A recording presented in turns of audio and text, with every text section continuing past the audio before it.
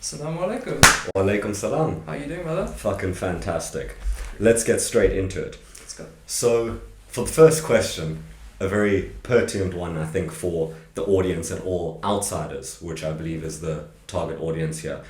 I want you to describe the Muslim culture as concisely as you can. Take your time to really think about it.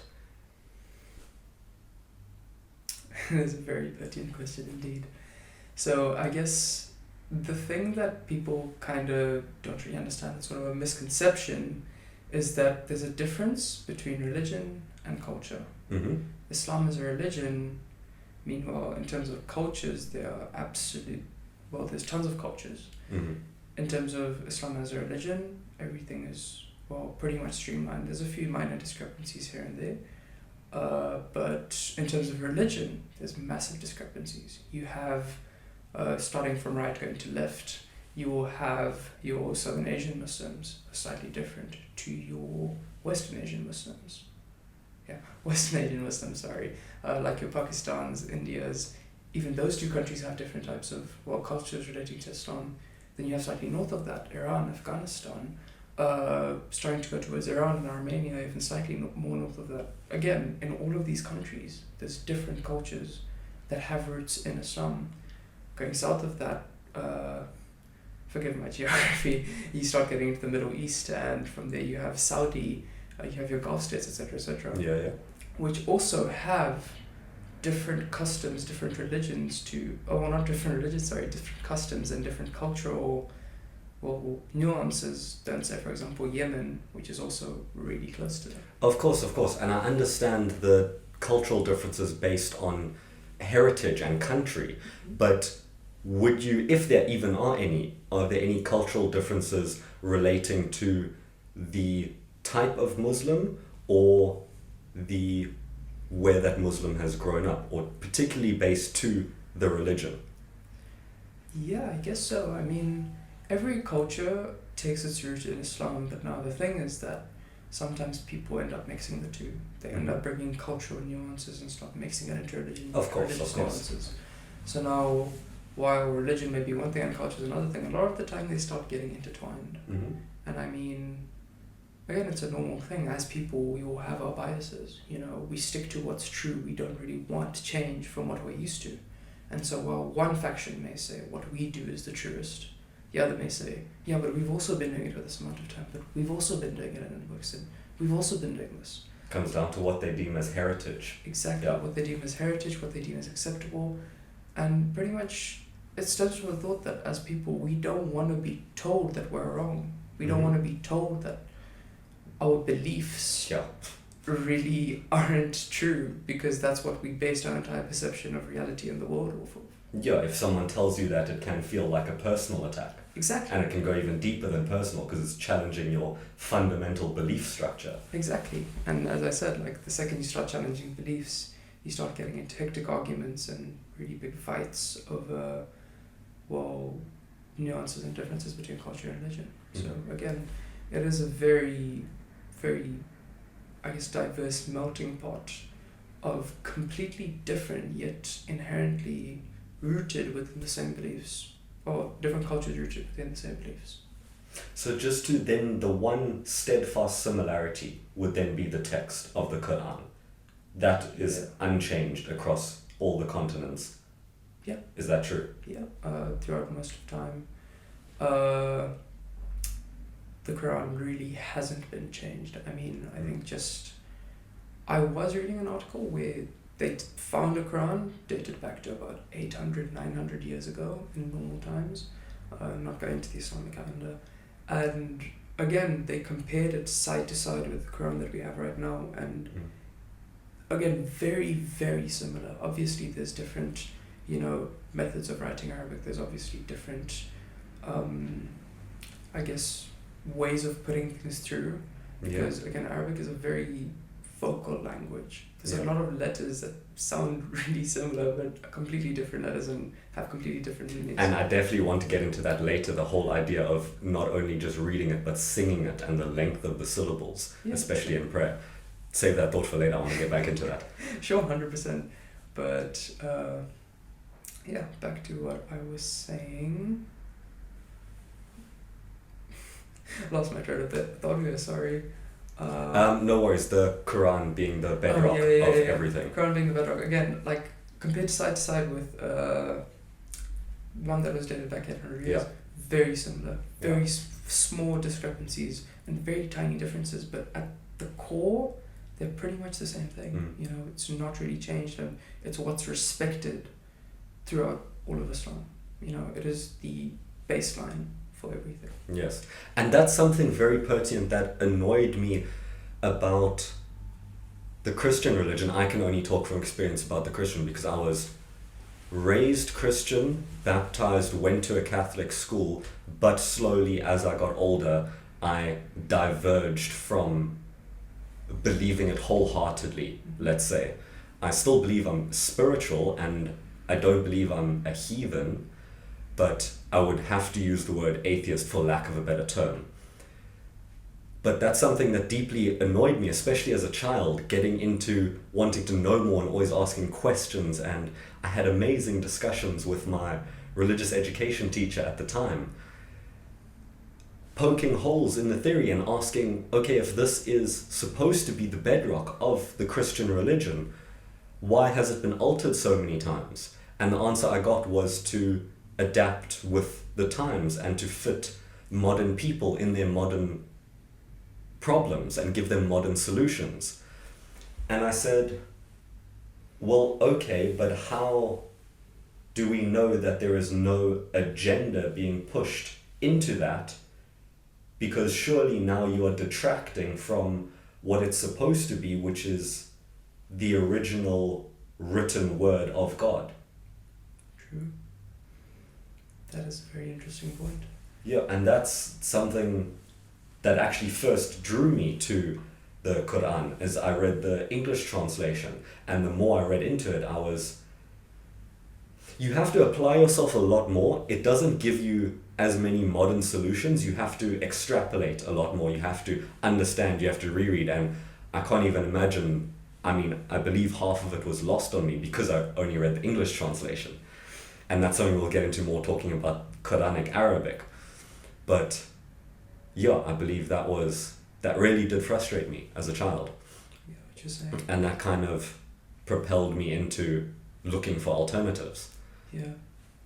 No, there was even a point in my life where, I won't lie, this was no fault of anyone except for my own. I was sort of like in my late teen years and pretty lost really. I didn't really know what to believe. But again, it wasn't really a product of a bad environment. It wasn't really a product of, a bad upbringing. It was more of a product of my own, I guess, immaturity. It was a product of my own inability to learn, inability to actually read deeper into things. And so even I started trying to poke holes in religion and stuff. But what I found is the more holes I try to poke in religion, the more I try to say, no, my circumstances are like this because, You try to convince that it's different. Exactly. Yeah. I blamed everything on this one factor, and the more and more I tried to poke holes in it, the more and more I realized I am inherently the problem. The problem isn't religion.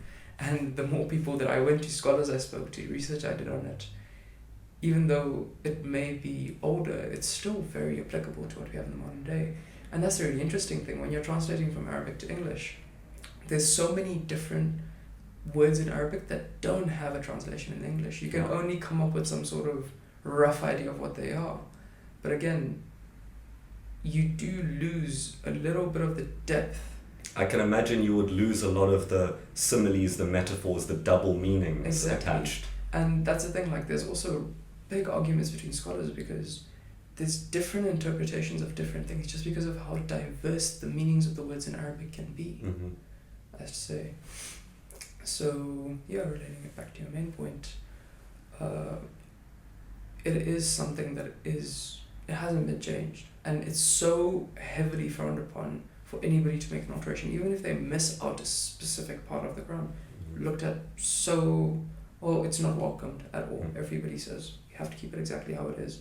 And there's no idea of it adapting to the modern times because the whole idea is that it's the word of God. It already is, he knows what was going to happen. It should not be altered by humans themselves. He knows what's going to happen, and he's written that in the way that he has. So Yeah. who are we to challenge that and say we need to modernize it? When in fact we need to perhaps look back at our roots sometimes, Yeah. if you get what I'm saying. Yeah. And like you said, realize that we are probably the problem. Yeah. And again, once you just start challenging people's core beliefs, they lift their arms up, you know. It's you versus them. Defensive. It's not really low barriers of entry. I'm going to have a conversation with you. Yeah. Exactly. Which is exactly what I'm trying to do here. Exactly. I mean, yeah. So, speaking on the topic of the history of the Quran, I wanted to pay particular attentiveness to the whole idea of Quranic Arabic. As I understand it, the whole language was developed with the sole purpose of understanding the text, the overarching text, the Quran, better.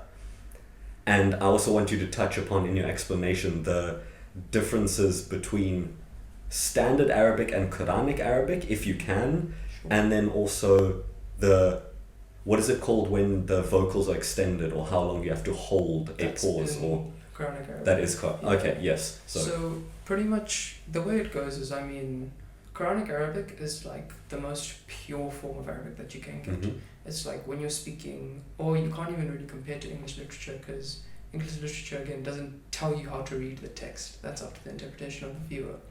But with Quranic Arabic, every single symbol makes it, you know, so you cannot misinterpret how to read it.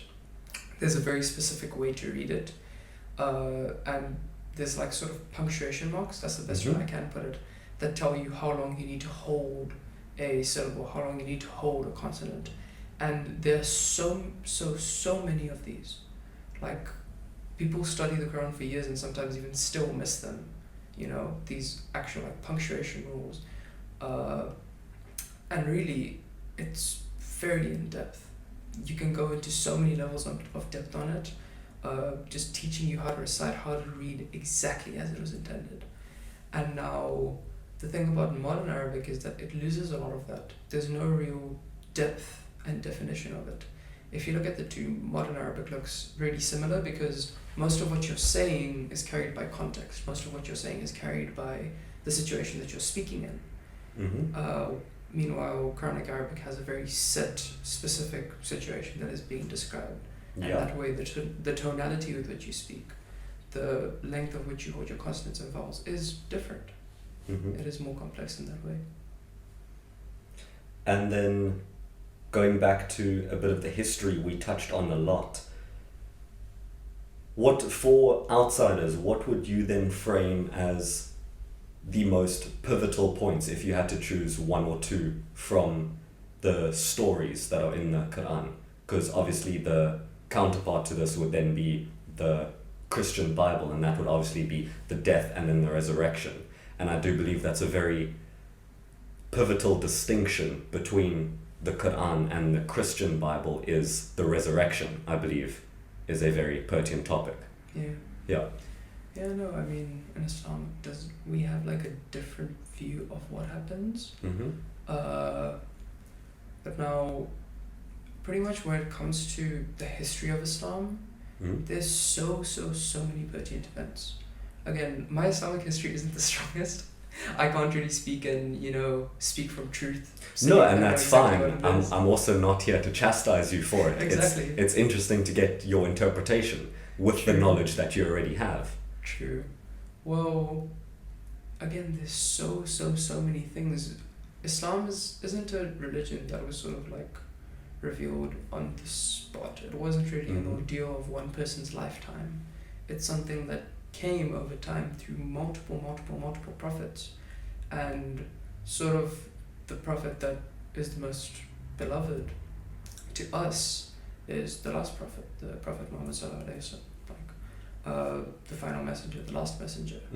And he's really the only topic of, or not the only topic, but one of the bigger topics of deliberation between two of the bigger factions of Muslims. Okay, and can I just pause you for a second? I have to completely admit my ignorance. That is the only prophet that I know about. So if you could then pivot the question and to finish your chain of thought, but then the different prophets and their specific teachings, if you could narrow it down to one teaching per prophet. if that's possible? Well, there are a lot, like a ton of different prophets. Some of the biblical, or a lot of the biblical prophets actually also prophets in Islam. So, for example, Moses was Musa alayhi salam. Jesus was Okay. Musa alayhi salam. Interesting. So again, like a lot of the stories actually line up. But again, these are also prophets. The prophets, I mean, yeah, they are an absolute, well, a lot of them. And again, you're really testing my Islamic history. This isn't something I've tested since I was a kid. But yeah, just pivoting back to it. The last messenger, Prophet Muhammad sallallahu alaihi wasallam, I think he's one of the prophets whose life is really studied a lot more in depth. He's a lot more beloved. His tomb is one of if not the most sacred areas. And yeah, as I said, the entire come up of Islam was over generations, really. The Islamic calendar actually starts counting from after Hijrah. So like, if from my understanding, I could be wrong, if I remember this right, I'm really racking my brain here, was after the first Hajj, again, or first migration, sort of, I guess that's the English translation of Hajj, which is sort of like a yearly thing. It's something that every Muslim has to do once in their life. The pilgrimage. Yeah, pilgrimage. Okay. So it's pretty much that, but again, I could be wrong, racking my memory, I think it was the first one done in a specific way, or the first one period. Again, I completely stand to be corrected. Yeah. I'd be lying if I said I was correct. But yeah, that's where we started counting from. So that forms the basis of your calendar. Yeah, it forms the basis of the calendar, but that's not how old Islam is. Islam is a much older thing. The Kaaba is an old thing. It's gotten destroyed. It's gotten rebuilt. There's so many other potent landmarks and places in Islam that aren't really spoken about, like Al-Aqsa. And yeah, it's very diverse in that way. And you're speaking on the heritage and the history and how old it is. That's something that I also found interesting, which we actually spoke about, we touched on a little bit yesterday, was the process of coming into Islam and believing in the teachings. It's called reverting, not converting. Yeah, exactly. You are not changing, you are not adapting to the new circumstances or the new rules or the new teachings. You are going back to what is the original way. And yeah, it is a really beautiful way to put it. I mean, as I've mentioned earlier, I had my own points in my life where my faith was dodgy. And again, no fault to my parents. My parents were amazing. In fact, they really tried to help me in every way they could. But this is a sort of situation I had to come back to on my own. Yeah. And I'll preface this with sort of like a friendship that I had at the time. So, similar to you, I grew up in Southern Africa and also went to a Catholic boys' school, a Catholic boys' school. And the Muslim community in Zim is also very potent. Like, it is very guarded, it is very safe. It is it's a great place to grow up as a kid, I'm not gonna lie. And again, you're taught and those teachings are enforced and really drilled into you, and the community upholds them, which I really appreciate. It's something we don't really have up here in the First World. Yeah. But now, relating this back, I had a friend who was a Christian, and we were friends for a while, and he got closer and closer to faith. And at the same time, I sort of weaned a little bit away from it. I was weaker at that point in my life. And it got to the point where he really started challenging my ideology. He's like, yeah, but, this is Christianity. And at first it was sort of just like obviously I respected him as a friend. And I do have respect for people of other religions, it's just a mutual thing. So I had a lot of respect for him at the time. And he really, at first it was like a sort of chilled thing, like, yeah, I'm a Christian, have you ever heard of this? And what do you think of this? And obviously I'm there, I'm like, yeah, it's fantastic. And he'd be like, yeah, praying to God for you. Sorry, just to interrupt, the mic's a bit far away. If you could just speak up a little bit. So sorry. Yeah. Just talking about I'm praying to God for your health and stuff like that. I'm like, yeah, no, thank you, dude. Like, really appreciate it, really respect you. And it started getting to the point where he started sort of forcing it upon me. So he sent me a really long video, I think it was 3 or 4 hours, on the New Testament and the differences and discrepancies between the Old Testament. And he said, listen, if you love me as a friend, you're going to watch this video from beginning to end and we're going to talk about it. And I was like, okay, I don't watch the video. I just kept on saying, yeah, no, I'm busy, have this, just putting it off. But really, I didn't want to look at it. I sort of got pushed away from it. And one of the nails in the coffin was he sent me a video of a Muslim who converted to Christianity. He's like, please just really listen to what he's saying and like really try and internalize it. Maybe like try challenging yourself. And at this point, I was sort of just sitting there like, it's getting way too pushy. a little bit too And pushy. what I find interesting, I don't know if obviously you were younger at that time, if you had the thought to challenge him back, because what I would have loved to do was do the flip on him, send him the exact same video the other way around and see if he could challenge his own belief structure. But again, I was too young for that. I wasn't really in that mindset and mentality yet. And well, yeah, I mean, to circle this back, finally, after all of this stuff and all of these challenges and deliberations, I never really thought about becoming Christian. It was never really on my agenda. But now I started realizing that I was ignorant after the loss of somebody really important in my life. I really started realizing, well, the depths of how detached I was from, well, the truths of life. How detached I was from my own body. I was a very egotistical person. I was very narcissistic. I was very... naturally going through puberty as a man. Exactly, pretty much, but sort of elevated, very narcissistic, ignorant, rude, arrogant. You can throw all of the words out there and I'll take full accountability for this. And at this point in life, I started going back to religion. I started going back to Islam. I started learning more and more. And the response that I got wasn't this sort of forced, you failed, what are you doing back here? You know, it wasn't pushy, it wasn't rude, it wasn't aggressive. It was calm, it was patient, it was, welcome back. Yeah. Do you remember how to do this? Do you remember how to do this? Let's walk through this. Do you want to hear about this? You could do this to improve this. If you wouldn't mind, like, do you want to spend time doing this together? Do you want to go to the mosque together? Why aren't you coming? And speaking about the welcoming you felt back into rediscovering your faith, I want to touch upon the welcoming that Muslims show and juxtapose that with, let's say, an outsider coming into your face. So someone that's looking at reverting, or someone that's looking at deepening their studies of the text. Yeah. What would be the common reaction, let's say? Let's contrast the common reaction and your reaction. Well, again, it's very welcoming, you know? Again, the common reaction, I have never met somebody who, well, I haven't really met many reverts in my life, to reframe this, but again, I've never met too many people who are very aggressive towards you if you come to the religion. I haven't met people who are really negative towards you. In fact, it's all mostly positive. It goes back to sort of roots in hospitality, roots in, you know, this whole idea of guests are a blessing. That's pretty much one of the notions in Islam. If you have guests in your house, it's a blessing. You know? And that's something I've personally noticed, yes. Exactly. Thank you. But yeah, the way we look at it, guests, you know, it sounds like I'm a broken record, but I'm really trying to drive this home, are a blessing. It's great to have them over. It's great to welcome new people into your circle. It's great to feed. It's great to take care of somebody else, especially a traveler, an outsider.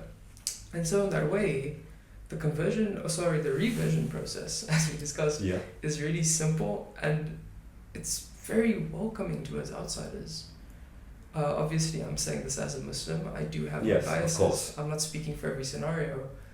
But again, it's very welcoming. It's sort of that welcome back. Let's learn. I mean, do you not understand this? It's very understanding towards the modern world. And I mean, in the modern world, we have so many people drifting further and further away from Islam. And the response on the Muslims then will always be, welcome back. You're back now.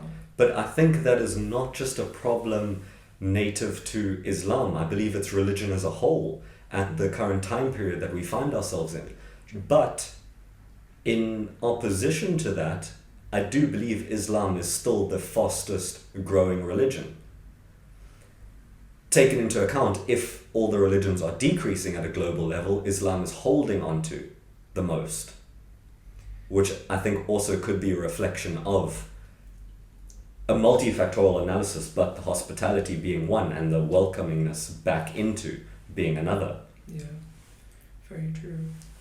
I wanted to get into, obviously, so when it comes to regarding welcoming others into your faith, I want to touch on something that we talked about yesterday, was you obviously allowed me to join you in your prayer. Midday it was yesterday, during the month of Ramadan. Obviously I joined as an observer after you showed me the proper rituals of cleaning yourself. And I was kneeling and stood behind you at an angle. Can you just explain why that might be construed as controversial, which I believe were your own words? Yeah. You said particular groups would deem that controversial. Can you elaborate? As I said, I mean, in Islam, like every other religion, you have some people who really are sort of whistleblowers, I guess, for lack of a better term, as in, you can't do that, why are you doing that? You know, sort of like when you're a kid, and there's also the other kid at the playground who also is always bringing the rules of the playground up whenever you're doing something. It's sort of like a similar concept. So then a follow-up question, are there particular rules that forbid outsiders from practicing, or forbid outsiders from getting into it? Well, I mean, no, you're learning. That's the way that we look at it. It's sort of like you've read the Quran. There's no rule saying you can't read the Quran. There's no rule saying that you can't observe. There's no rule saying that you can't really learn what it's about, even if it is through practice. I mean, again, you don't have to be a Muslim to learn about something. And I mean, that's my personal opinion. That's the opinion of a lot of people. But again, there are a lot of people who will come and say, you're bringing an outsider in. Some people aren't welcoming. I won't lie, it's not all sunshine and daisies. I don't believe anything is. Yeah. But yeah, that's the basis on that. Okay, very interesting. Thank you. No worries. Alright, so I want to put a quote to you and I would love to hear your counterpoint. This was when I was a young adult teenager and I began questioning the teachings as you naturally do, and I started poking holes in the theories and asking particular questions that I didn't find satisfactory answers to. I, as many people do, look to wiser people than myself, and I always had a particular affiliation with Greek philosophers and that whole ancient time period of the great thinkers of our time, I believe. A lot of them were very logical thinkers, but they also posed arguments that contradicted their internal beliefs. They did not feel that sense of attack for their belief structure. And this is a quote by Epicurus that reads, "Is God willing to prevent evil, but is not able? Then he is not omnipotent. Is he able, but not willing? Then he is malevolent. Is he both able and willing? Then from whence comes evil?" That is a heavy-hitting question. Okay, so let's break it down. In the beginning, you talked about, well, evil. That's what this whole thing is based off of. If God exists, why does... Sorry, if I can just ask you to speak up again. Oh, sorry. If God does exist, why does evil exist, pretty much? Yes. So let's break it down. As Muslims, we believe that this world is temporary. There's the whole idea of the dunya, which is again this world, and the akhirah, which is the life after death. Okay. And so we truly believe that all of this is a test, all of this is a run to test the type of character you are, test, well, what you do in your life, pretty much, what path you walk down. And you're pretty much you're judged based on your deeds that you commit in this world. I feel like this is a story that rings true to a lot of people, and so I won't really elaborate on it. And to many different faiths, yes. Exactly. So with this in mind, with the whole idea of this being a test, now, if we take it back to the whole root idea of evil, there's within it the idea of balance. You can't have evil without good, and you can't have good without evil. You need a baseline. You need to be able to compare the two of them. And it pretty much stems from the same idea as you can't have light without darkness. You cannot appreciate what is without what isn't. Very good point. And so I think we can tie this around and say that in the world we live in, there are some really atrocious things going on. There's atrocious people with atrocious mindsets, behaviors, agendas, things that I feel like personally, as humanity, we fail to really control and moderate and mandate and judge. Things that really fly under the radar to meet political biases, to meet monetary biases and sort of really push an agenda at the end of the day. And going back to the idea of us all having biases, we can't really judge ourselves based on our biases. I mean, you and me as different people also have our biases. You know, it's sort of like, why don't you like that food? Because I just don't like it. It's the same argument. We have our biases with tons of different things. It's a natural human thing. And so we believe we aren't really fair judges. We can't really judge ourselves based on what we do. Okay. And that's where the day of judgment comes in, where every creature that has been born from the beginning of time until the end of times is judged based on what they've done. And that is the true equalizer. See, in our lives, we're only guaranteed two things. This is what we believe as Muslims, that you're guaranteed to be born, you are guaranteed to die. You're not guaranteed to know your parents, you're not guaranteed to live to a certain age. None of that is promised. But at the end of the day, what's promised is living and dying. This is the only promise we really have. And the day of judgment, that's another promise that we know is coming. Okay, and forgive me, I'm trying to draw similarities between different religions here. So you said the two things that are guaranteed are life and death. 100%.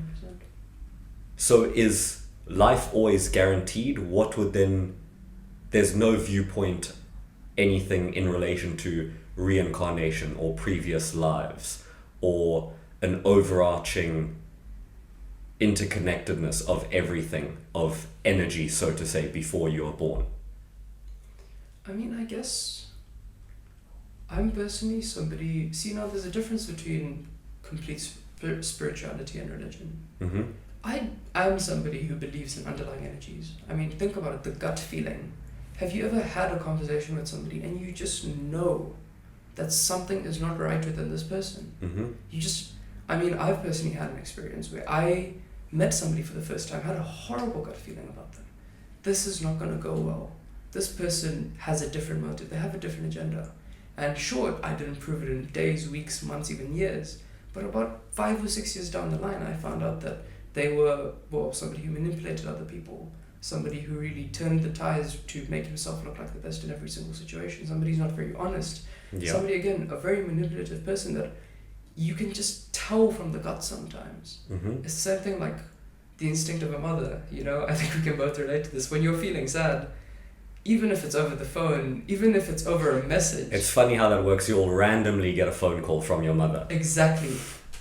That's another really freaky thing. The amount of times I've been feeling like in a really weird, dark place and I get a phone call, Mom. So, extrapolating, do you then believe that is coincidence, energy, or possibly Allah's hand in it? 100% Allah's hand. I don't believe that... I don't really think coincidence is a thing. I mean, in Islam, we're taught the whole thing of destiny. That's the whole notion of it. That everything's already planned. Exactly, it's already been written, and that's why, especially when Muslims go through hard times, one of the things we say is that Allah is the best of planners. He's sufficient. He knows what is to come, and surely what He takes away from us will serve to our detriment, and what He gives us will serve to our betterment. You see, it's sort of like an ant walking down a stick. You can only see, as an ant, they can only see in 2 dimensions. They just see a line. They just follow that line, and I could be pretty wrong with this, the exact biology of it, but to my understanding, like, they can only see in a certain dimension. They have a certain perspective, and that is, this stick is the biggest thing in the world, this is everything I can see. But as an observer looking at the ants, you see them just walking up and down this one stick. Perhaps not to their betterment, perhaps not to their detriment. But again, we don't have a perspective. We don't really know what's good for us. We think we know what's good for us. It's the whole idea of really thoughts that stick aren't the thoughts that are true, but they're the thoughts that are the most interesting to us, they're the thoughts that are most enticing to us, the ones that look the most flashy, not the ones that are true. And in that way, again, we have a very limited perspective on what we can do, what we can accomplish. Interesting. And I want to stick with, this is amazing, I want to stick with this holistic approach that we were looking at energy. And again, I love leaning on the great thinkers of our time. And one of those who I see as a mentor to me is Alan Watts, a philosopher.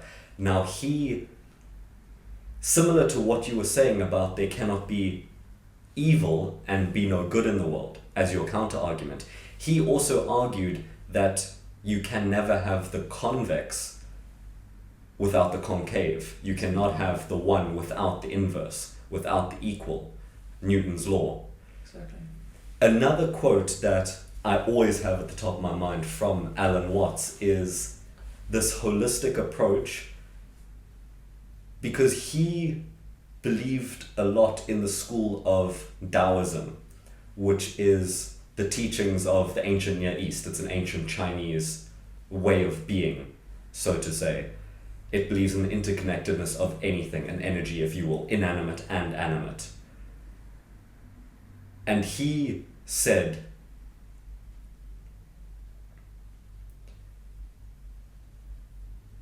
what you are doing is what the whole universe is doing at the place you call here and now. In the same way that the wave is something the entire ocean is doing, you are an aperture through which the universe is observing itself. And I always thought that was absolutely beautiful, and that will stick with me forever. So I guess my question coming from all of that, other than the fact that it ties in nicely, would be to elaborate on this holistic approach, the idea of everything being connected in a way.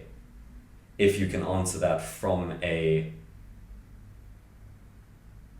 standpoint of being a Muslim, obviously. Mm-hmm.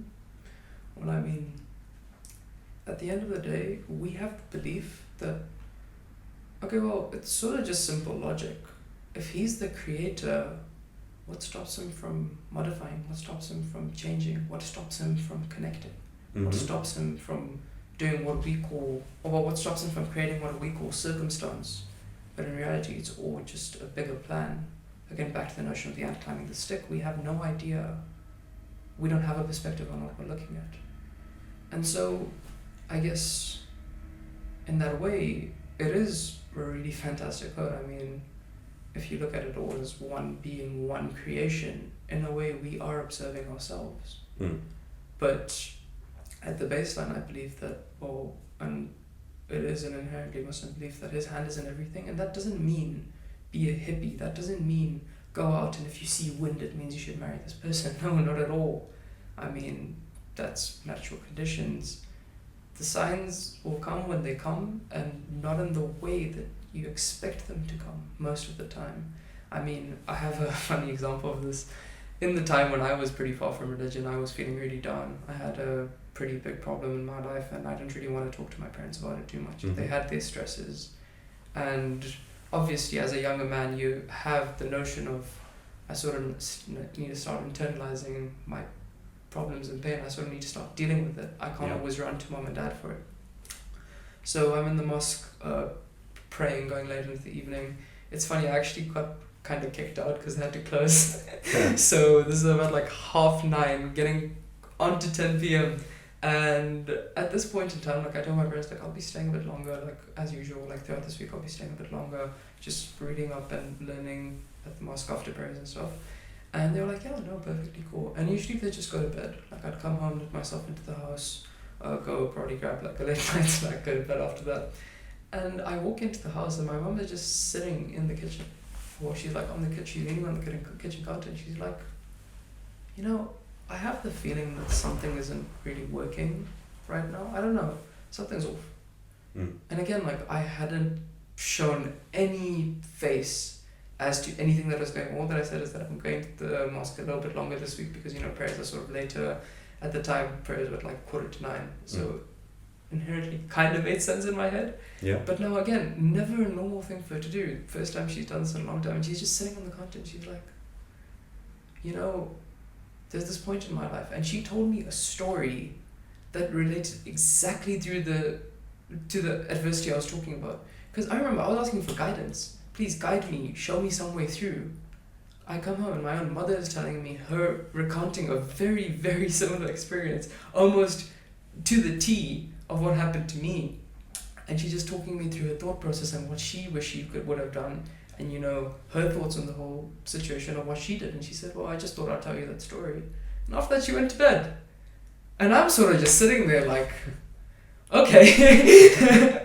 Well, that's one way to get guidance. That's something to deal with now. Exactly. Yeah. So there's so many ways in which you can't anticipate you will be shown something. You know, you may not even be shown within the same day, week, month, year. There's certain things I've only come to realize years after I thought that I could see it. You know, that sort of bird's eye perspective of your life, thinking back and reflecting on what you've seen and done. And again, it's not a plan you can write. It's a plan that's already been written. Insane story. That's amazing. And I want to touch on another thing that I believe is perplexing to a lot of outsiders is the notion of a man can have many wives. And I want you to explain that as best you can to someone who isn't a part of your religion, clearly, but also answer a few dumb questions, to put it lightly. Is there still scenarios where Muslim men will only choose to have one wife, or only not choose to have a wife at all? And then is that frowned upon? I know one of the teachings is to get married early. So yeah, if you could explain.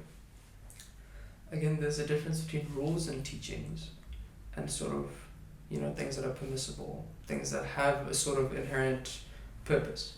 Now, it obviously is like a joke amongst, well, even me with my friends sometimes, sort of like a joke, like, hey, we'll get 4 wives, you know, one for every day of the week. Sort of even a joke that it's just a sort of hearty banter. It's like a banterous joke, you know. It's not something to be really taken at face value to the heart, etc., etc. So, but I believe nevertheless it is interesting from an outside perspective. Yeah. But now the thing is that you said, does a Muslim only have to have one wife? What's the notion of them having no wives?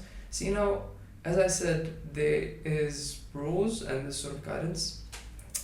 The guidance is you should get married. It keeps you away from sin. It keeps you away from sort of like lust, I guess, to put it that way. Because I mean, to be honest, we do live in a hypersexualized world. Yes. This is something that has been predicted by the Quran, you know, where literally women's bodies. I mean, I can't tell you exactly where from, but it ties back to the whole idea of modesty, you know. The whole, you know, I'll take it to the argument of the whole idea of protecting the woman. So surely what is being protected is more valuable than the protector. Men are looked at as the protectors of women. And so in that way, the whole idea of women being modest is to protect them from hypersexualization. It's to protect them from some of the things we see out here in the West. Protect them from other men. Exactly. Really, a woman's body is sacred. It's not really something that's meant to be looked upon as men. I mean, looked upon by men. So in that way, it's sort of like preventing hypersexualization. But now again, even in the current world where we do live in a hypersexualized scenario, there's still the whole teaching of get married young, you stay away from sin. You know, on top of that, it's fulfillment. You have a partner, you have somebody to help you through your adversities. You have the ability to start a family, you know. That's one teaching. Ideally, it's the whole idea of getting married young, but as we get older, as time passes, we've seen, not just in Islam, but across the board, a lot of people are really delaying marriage, if not getting married at all, you know. And if a Muslim chooses not to get married at all, would he then be ostracized? Would it be frowned upon in the community? I mean, some people will genuinely frown upon you, but I mean, again, some people will be unfazed because it's his personal decision. Like, if you don't get married, it's not the end of the world. There's nothing that says you have to get married, you have to have kids, you have to have a wife. No, that's not everybody's cup of tea, you know? It's sort of like, imagine a forced one-child policy. You have to have a kid. You must have a kid. Like, no, it's not everyone's cup of tea. Not everybody will get married. I mean, most people will, but again, there's outliers in every scenario. Now, going to the four wives idea, see, now, some people get the idea that it's just hypersexualization, just, you know, the need to quench a thirst, to put it lightly. But ideally, what getting a new wife is, I'll paint a picture for you. You have a really close friend, and he's married. You have your own wife and family, etc., etc. He has his own wife and family, etc., etc. He passes away, and now all of a sudden his wife and family need a protector. They need somebody to take care of them. They need a provider in their life. What you can do as a man is marry her. So you are taking responsibility. Exactly. It doesn't have to be a sexual thing. It doesn't have to be a thing about, you know, it doesn't have to be a sexual thing at all. It can just be a supportive thing. I'm taking the responsibility upon myself to take care of this widow and her family going through these troubles in their life. You know, it's, again, it doesn't have to be a sexual thing. You can still be loyal to your wife and have multiple wives in that way. It may sound really controversial, but again, it comes down to every individual person. You can only be in love with one person, but then again, take on the responsibility, take on the role of taking care of more people. Yeah. True. Okay, I can understand that, and I don't believe that's controversial. So another thing I want to touch on is the idea of fasting, which is very prevalent at this current moment because it is Ramadan, it is the holy month. The Quran states that a lot of people only get from fasting hunger and from praying at night being awake. And I believe you have an interesting take on what you should get from fasting, if you could share that. Yeah, sure. I don't know if that's specifically written in the Quran, but it does ring a few bells of story that I told. We'll have to fact check it. Yeah, obviously. But now, the thing is that, see, I have been exposed to a really wide range of, Muslims, I guess, in my life. Sort of the really strict, or not strict in an imposing sense, but strict as in, you know, more disciplined, more rigid, more, it has more form to it. You know, everybody's following the same standard, everybody's following the same pattern. And I've also had, in the first order, the sort of like, could be distance, could be not, you know, Islam is a decision sort of mindset. And I believe we were having a conversation on this, as you said, and I asked you, what do you get from fasting? What do you feel when you fast? And you looked at me sort of still-faced. Hungry, bro. Exactly. You looked at me, you said, you just get hungry. I'm like, yeah, okay, what else do you feel when you're hungry? And I tried to parrot you a little bit, but it didn't really work out. At the end, we came to the conclusion that really you get presence. You're more present than ever if you're hungry and thirsty. You're in the moment. You are exactly where you are. You have so much, there's so many medical studies coming out about this now, and like it's becoming a lifestyle of intermittent fasting. And I mean, it is an intermittent fast. If you look at it, really from sunrise to sundown is an intermittent period. There's still like 10 to 11 hours in which you can eat and drink. But really, like, you have a clear mind. You have, you have more presence in the moment that you're in. You can really appreciate what you're doing. You can appreciate the fact that you have the ability to change your condition. I mean, it sort of also is a lesson in the fact that you have control over yourself. It's sort of a big reset for all of the Muslims. See, it's believed to be one of, if not the most spiritual time of the year, in which a lot of people find it easier to reconnect, because I feel like while there is the whole spiritual basis that is 100% true, just your presence in the moment, the ability to say, okay, hold up. All of us, every Muslim, is now going to be going through the exact same experience at the exact same time in the exact same way. It's a reset like no other. You have a community like no other. I mean... And not only as a reset in that sense, but it's a physical reset to eating. And Exactly. one of the takeaways I got is you notice very quickly how the food you're consuming and your urge to consume is more of an addiction It is. than it is actually sustaining your bodily functions. 100%. I mean, I think one of the most interesting quotes that I've read is we are, well, primitive beings with a primitive mind, futuristic technology, and really systems that we can't really balance, you know? Yeah. We're still technically very primitive creatures. And, well, if you really think about it, the whole idea of us having really fatty, saturated foods would have been a blessing, you know, because that was really a scarcity further back in time. I mean, right now, just go down to the shops, grab a pack of Lay's, and, you know, you're satisfied. It hits all of your, well, needs for salts, it hits all of your needs for carbohydrates and energy, etc., etc. And your needs for 50% air, but... Fantastic, aren't they?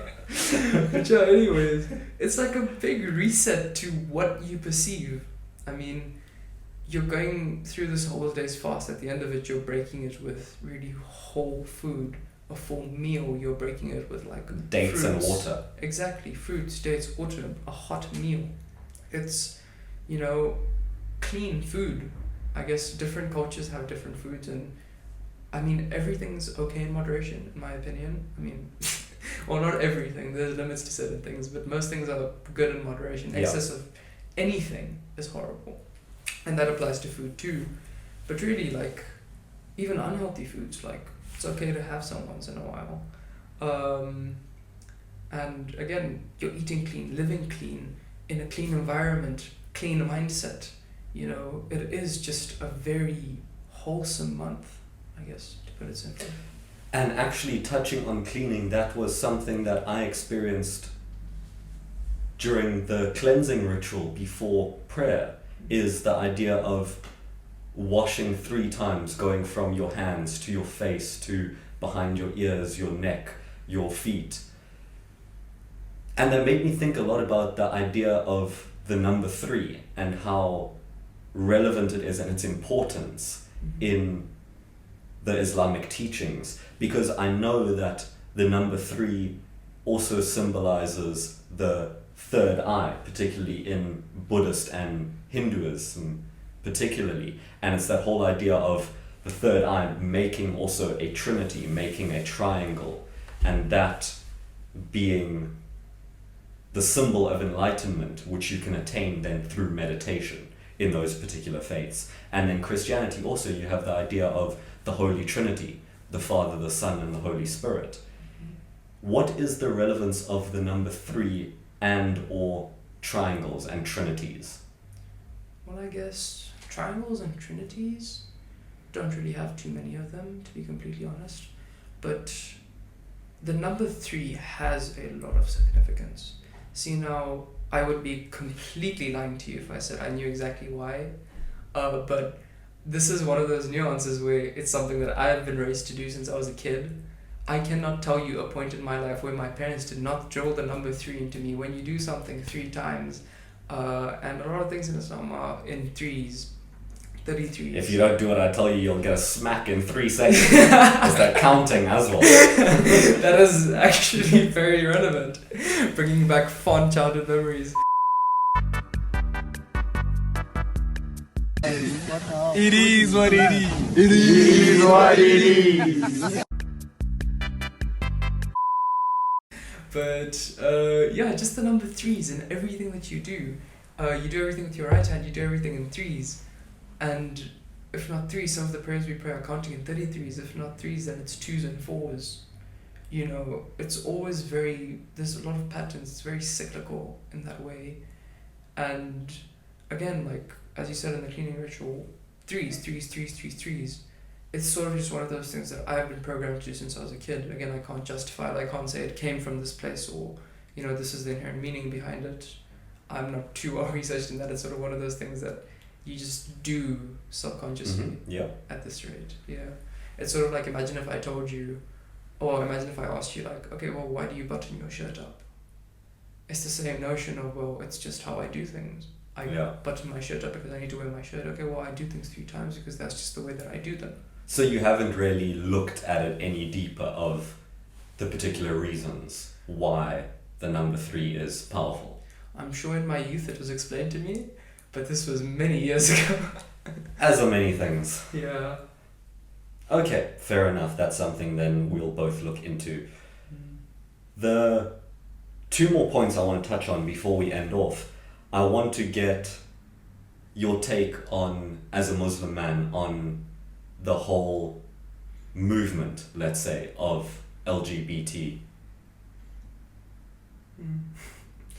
Listen, Habibi, in Islam, we don't have LGHTTVQIA+, okay? And I think to refrain from a really complex... Yeah, no, let's not get cancelled. Let's not get further into this. I think let's just leave it there. But the basic belief is no in Islam. There's no real need for me to go further. Okay, fair. And then I want to touch a little bit on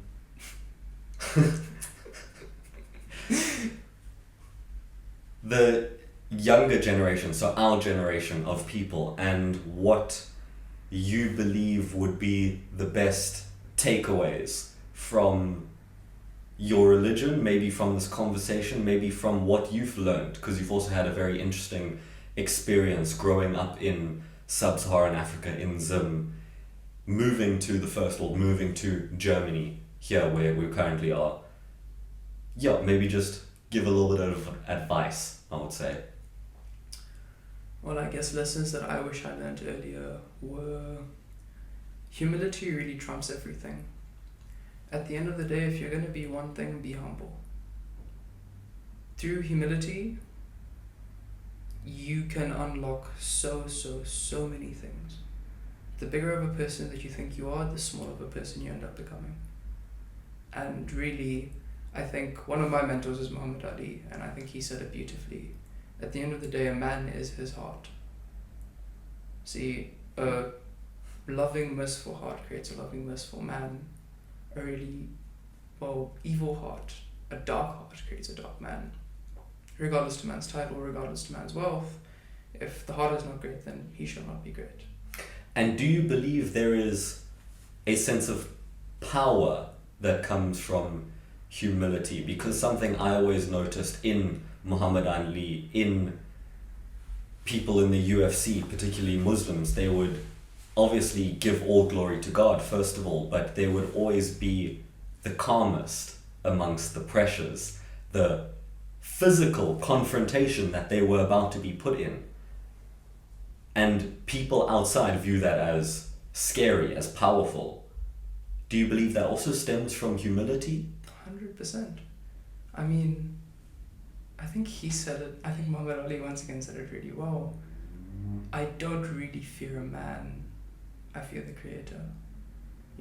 If the Creator's with me, then there's no way anyone can touch me, no way a man can win. And again, that goes back to humility, realizing that you are not a great power, you're nothing, you're a speck in the grand reality of things. And that is where I believe true power comes from. Real humility, not talking about being humble, not, feeling bad and donating, to charity just because.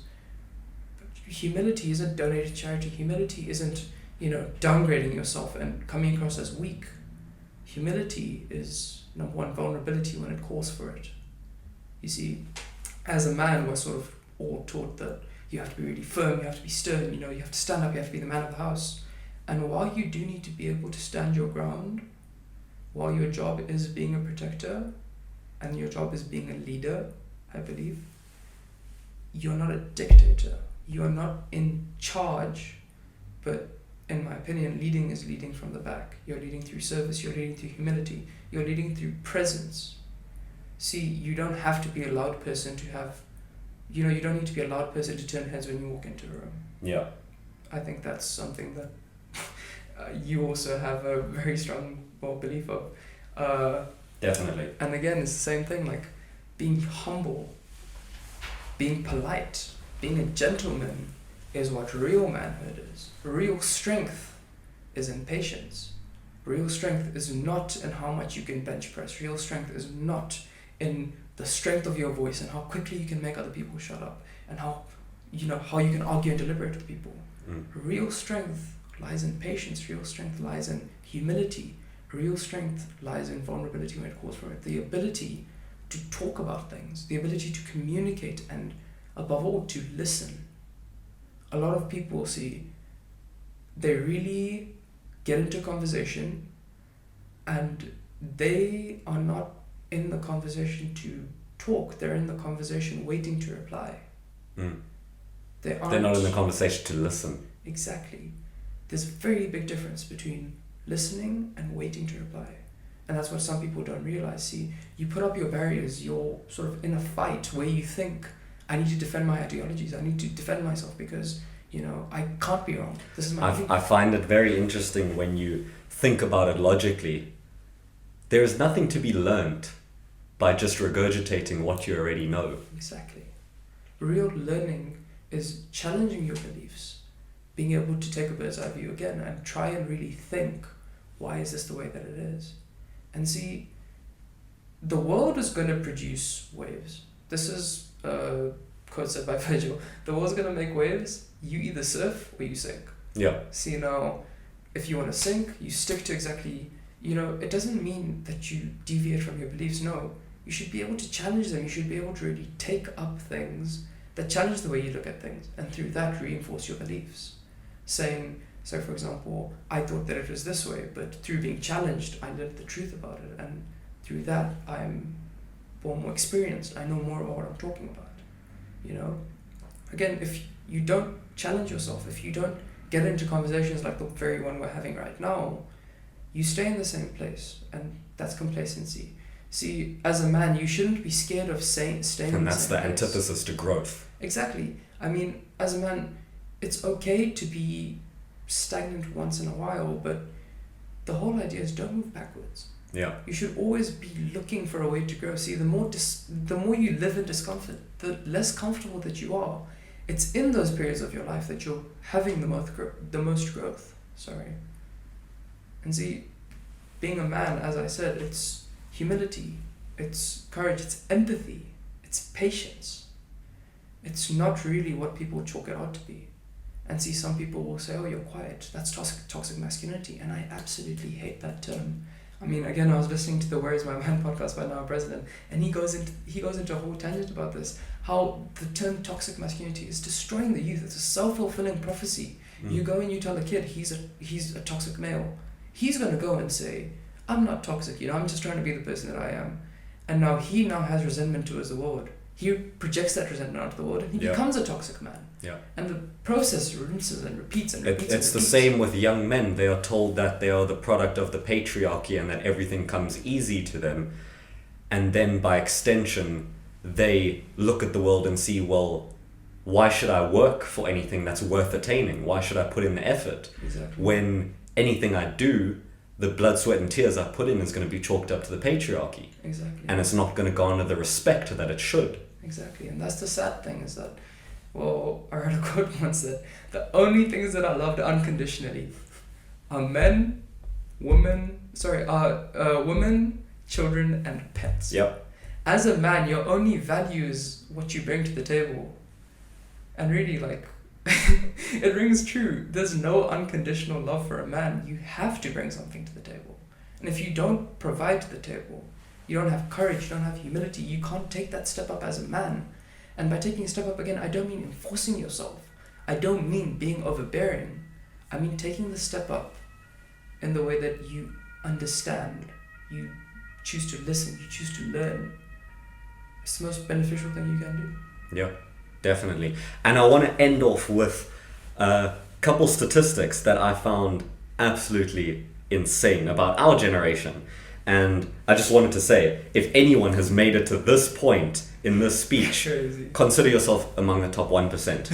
And the reason that I say that is the average watch time among our generation has been reduced to 3 seconds. How often have you seen someone scrolling through? Bang, bang, bang. Yeah. Dead. The average attention span is now 8 seconds in our generation. Reels, TikTok, YouTube Shorts, absolutely destroying mental focus. And the mental focus to watch lectures, to watch podcasts in depth in topics that are worth discussing, such as here. We have seen a 4-fold increase in the ADHD diagnosis from the previous generation to our generation. And that's just diagnosed. Yikes. We know pretty much everyone. You have a younger brother, grown up with iPads, iPad kids. Yeah, They all have ADHD by current definition. it's true. Yeah.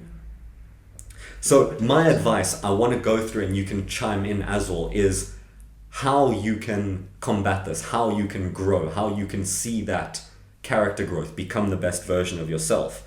So I believe a pillar of that will be self-reflection, whether it is then through prayer or through meditation, depending on your beliefs. I believe that spring water is amazing. Look into tap water. Look into everything that is in it. You will not want to drink from the tap ever again. Clear spring water. If you want to go deep into it, reverse osmosis, get it attached to your Okay. entire house, shower, what you wash your face with, everything. This osmosis is hectic. Look, actually, got it from Andrew Huberman. Yeah. In the morning, look into the sun. We've been told our whole lives, never look directly into the sun. When you wake up, look into the sun. It wakes you up. It's the exact opposite effect of blue light late at night. It wakes you up, it charges you, it refills your energy. If you can't look directly at it, look just below it, without sunglasses, everything. Boosts you, lines up your circadian rhythm. 100%. Train hard. Sauna is amazing for natural growth hormone and natural testosterone boosting amongst men, particularly. The increase is well needed. I mean, there's a massive decline in testosterone 100%. amongst our generation compared to previous 100%. ones. Yeah. I have red light therapy, cold exposure, educate yourself. The statistic to end it off. The average CEO, right, reads 60 books a year. Now what are you reading, motherfucker? You want to get to that level. You have to outperform these people to get up to their level. They already have the connections. They have the network. They have the capital. Yeah. What do you need to do? You need to educate yourself. Get into it. It can be the most boring book on retirement annuities. For all I care. Read it, understand it, and if someone asks you what a retirement account is, how does it work, you can give them an overview. And that might just be the difference between you living a good life and you being absolutely screwed. 100%. No, I mean, you've pretty much summed it all up. It really just comes down to that awareness. See, we're in a position where I guess the best way to combat an enemy is to not create an enemy in the first place. They want you to be mindless. They want you to be scrolling on your phone the whole day. They want you to just go through the process, and they just believe, oh, well, you should believe that they're not on your side.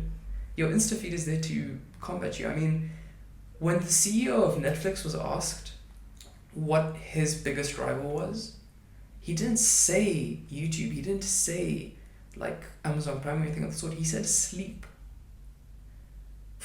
Take a second to let that sink in. He wants to battle sleep, the most essential human component. And if you think sleep is not essential, go one night without sleeping and try to stay up for 48 hours. I dare you. You won't be able to. Sleep is incredibly important. And now, it really just puts things into perspective. They have an agenda. They want to achieve something. And at the end of the day, they don't want to create enemies. If you believe you're on the side of... if you believe that they're on your side, you're not going to have that guard up. You're not going to believe that you're challenging my beliefs, you know. You're making me improve myself. No, you're just going to say, oh, I like scrolling through TikTok. I like scrolling through Instagram. I like looking at models and, you know... Feed your dopamine receptors. Exactly. That's okay. Nothing bad will happen except Exactly. fry your brain. I feel so good right now, you know. I don't know what it is. I just feel amazing. And And I have a quote, of course I have a quote exactly fitted to that. Albert Camus, the only way to deal with an unfree world is to become so absolutely free that your very existence is an act of rebellion. That hits hard. That is a hard quote. Cool. Shot for the podcast. No, likewise. It was a lovely one. Thanks for having me on. Of course. Next time.